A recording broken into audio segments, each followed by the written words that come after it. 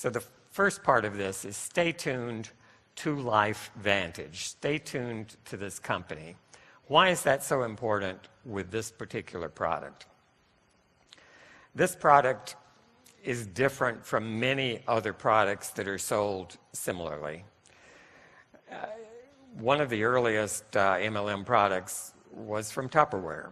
And you can pick up a Tupperware bowl with a snap-on lid, and it doesn't take you long to realize exactly what that is, how it works, and what it may mean in your life. And Tupperware literally changed the way most all of us do things. It was a really useful product, but one that's very easy to get your arms around. Protandim, on the other hand, is at the other end of the spectrum. It's a complicated product. If you haven't already figured that out, you will soon. And it's also a product that is not self-evident at the beginning. 5 years ago, my view of what Protandim is, what it does, was very different from my view today. In fact, my view today is very different from my view last week. And I'll point out how that changed. This is a changing canvas, and it's going to take some work on your part to keep up, just as it takes a lot of work on my part to keep up. So that's why staying tuned to the new information that comes to light is so important with this product in particular. The question that was raised in the science call was, what distinguishes Protandim from other products? And you've already heard this today from a couple of speakers, and it's worth reiterating and re-emphasizing. One of the major distinguishing features of Protandim is the peer-reviewed published science. And, I have grown up literally for the past 40 years of my life dealing with the peer review process. And so to me, it's second nature. I don't even think about what those two words mean. But about a month ago, maybe 6 weeks ago, I got an email from Ben Seaman. And he said, someone asked me, what does peer reviewed really mean? And he wanted me to just explain it to him. And I sent him an email that had this text, and I don't expect you to read all that, too many words. That's more for me. But I explained in detail what those two words, peer-reviewed, really means. When scientists do a study, they write a manuscript describing it, and that manuscript is submitted to a journal for possible publication. And I say possible because you're by no means assured that your manuscript is ever going to be published in a reputable peer-reviewed journal. The journal editor selects 2 or 3 academic scientists who are well qualified to judge the quality of the work and the soundness of the conclusions that are drawn. Usually they are leaders or at least well-known contributors to the field of the science that's being submitted. They act as anonymous reviewers of the work. They're free to question anything and everything about that work. They're free to ask you to do additional experimentation. That frequently happens. They're free to question your conclusions. They're free to question your statistical analysis. This is scrutiny of the highest degree. The author must then respond to that critique from each of these reviewers until all their concerns are met. Sometimes that process takes 4, 5, 6 months, occasionally even longer. It can go back and forth a couple of times between the authors and the reviewers. The reviewers are anonymous to each other as well as to the authors, but they do get to see each other's comments. And often what one reviewer says, maybe in the first round, will be picked up by a second reviewer in the second round. And this thing goes back and forth until all the questions are settled and everyone involved agrees this is a sound, well-done study. All right, it takes a while just to describe that process, and trust me, it takes a long time to get through that process. In some journals, only 5 or 10% of the papers that are submitted to that journal are ultimately accepted and published. That's how rigorous the process is. And that's why peer-reviewed articles in reputable journals are much more reliable than something you Google from the internet, something you find on a blog that could be put up by absolutely any person on the planet with no review at all. That's why peer-reviewed articles are more reliable, more informative, and more dependable than what a company may publish itself on its own website. There's no peer review there. A company can say virtually anything unless it flagrantly violates a law, and then it might be taken off. Right? So peer-reviewed published papers really mean a lot. One of your most powerful tools and your single most informative resource is PubMed.gov. And again, this was talked about by Donde Nettles extensively, how he uses this tool. And I would really like for all of you to get familiar with this. There are 10 characters to type in, PubMed.gov. All right? You type that in your browser, and what comes up is a screen that looks like this. It's just like a Google search. The difference is this is not searching everything that anybody and his neighbor has posted on the internet. This is searching the peer-reviewed, published biomedical literature, not just from this nation, but from the entire planet. Every journal that meets the qualifications, that conducts peer-reviewed publication of biomedical research, is included in this database that's run by the National Library of Medicine of the United States of America. PubMed.gov is your tax dollars at work, and it's probably one of the most efficient and useful uses of your tax dollars. There are many, but this is up there. And it's an outstanding contribution of this country to the well-being of the entire planet, right?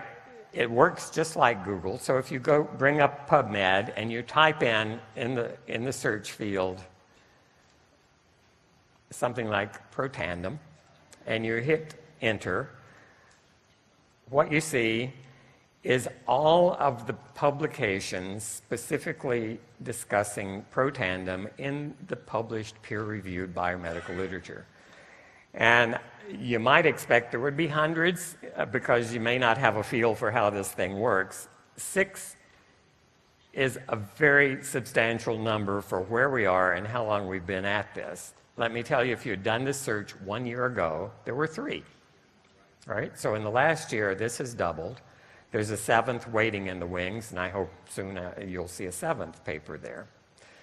These are independently funded for the most part. The first couple were funded by the company, and everything after that has been independent, funded by private agencies such as Parent Project Muscular Dystrophy, such as the American Heart Association, and from federal funding, such as the National Institutes of Health. If you click on any one of those publications, what you see is the entire abstract, right? And if you see the icon in the upper right of this screen, it says free full text PDF file, a reprint format of this paper. Again, that icon always appears if the research was funded, at least in part, by federal money. That is, your tax dollars also supported, in some part, this study on the effect of Protandim on Duchenne muscular dystrophy. Because your tax dollars paid for it, you're entitled to download the full text research in a PDF file. And all 6 of the papers shown here have those downloadable PDF files available.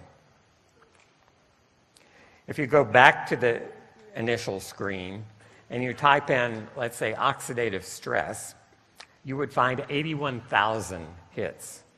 All right, that's a lot of research on oxidative stress.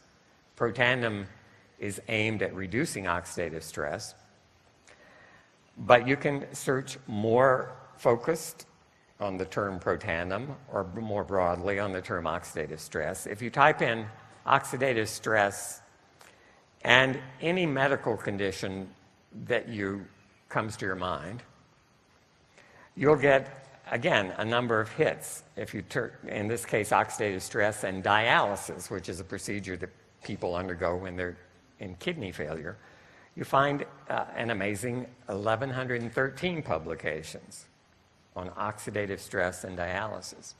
You can focus even more tightly, if you want to, by searching a topic with NRF2. Again, protandim, and for newcomers in the audience, I'll explain what NRF2 is and what protandim does to it in just a moment. But here, if you do a search of cancer and NRF2, that is, what do NRF2 activating agents do to cancer in various studies, 475 papers already, and this is rapidly expanding. I typed this in to make this screen capture a few days ago, and looking down the first few hits, the hits are arranged by the most recent. So what you see here is a paper that may have just been published within the last few days. And so this number is changing continuously. You see the most recent stuff first. And as I was looking at the results of this hit, I noticed one paper that really changed an important way that I have viewed protandim vis-a-vis cancer. And I discussed this with a number of you this morning, and this is a big topic, protandim in cancer patients. And this paper looks at not protandim, but curcumin, one of our ingredients. And curcumin in and of itself is a NRF2 activator. Protandim is greatly amplified. It works better than curcumin because we've got the synergy of the five, but the mechanism is the same. Curcumin activates NRF2, protandim activates NRF2 more strongly. And just look at the title of this paper, and I think this can speak to you. It's a little obtuse maybe, but you can look at that title and figure it out. Curcumin, the golden spice from Indian saffron, the researcher here is Dr. Agarwal from India, and he has a particular affinity, I think, for Ayurvedic medicine, for traditional medicine from India. He's at Baylor Medical Center in Houston, Texas, well known in the field of NRF2 activators. So curcumin is a chemosensitizer and radiosensitizer for tumors. What does that mean? Tumors are treated with chemotherapy and with radiation. The reason for treating tumors with those two treatments, and they both increase oxidative stress substantially, is that unlike most other therapies that you get from the doctor that tend to make your cells work better, these two are designed to kill cells because your body, if you have cancer, contains cells that are rogue cells. They're out of control. They're multiplying, trying to overtake your body.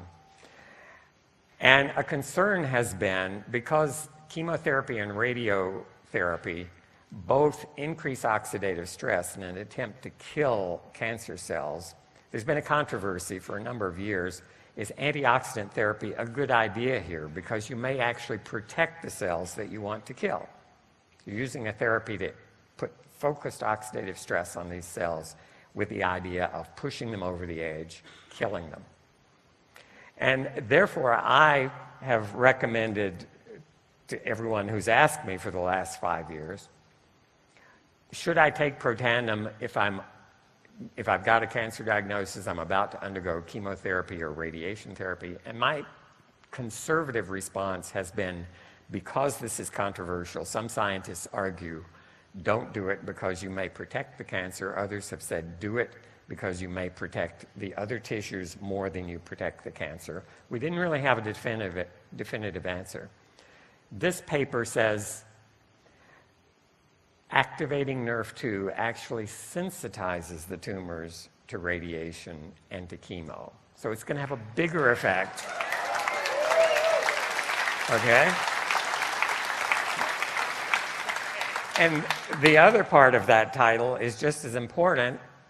NRF2 activators are chemoprotectors and radioprotectors for normal organs. So imposing a NRF2 activator changes the way that tumors and normal tissues respond to radiation, and it does it in the best possible way.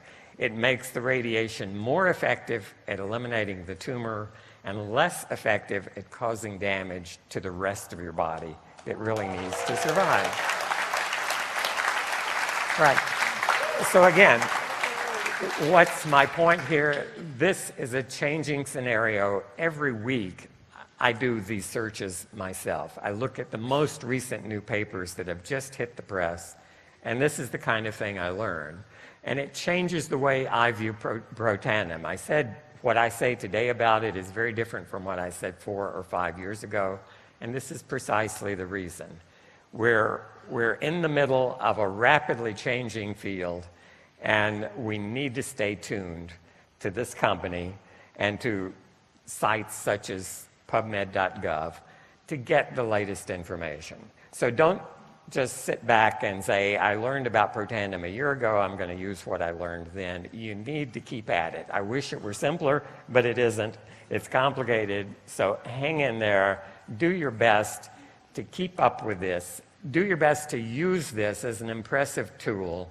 If you sit down with someone who's trying to decide, should I take this supplement or another supplement, a competing product perhaps, flip open your laptop, type in PubMed.gov and say, what's the other supplement you're concerned about or considering? Type it in. Now, some of them actually do have peer-reviewed published studies, not many. Not many products. Most products you type in, you get no hits at all. It's not there. And they may say, well, the company says on their website it does this, it does that. Okay, if it's true, they should submit it to a journal. They should get a peer-reviewed published paper. Then it will mean something.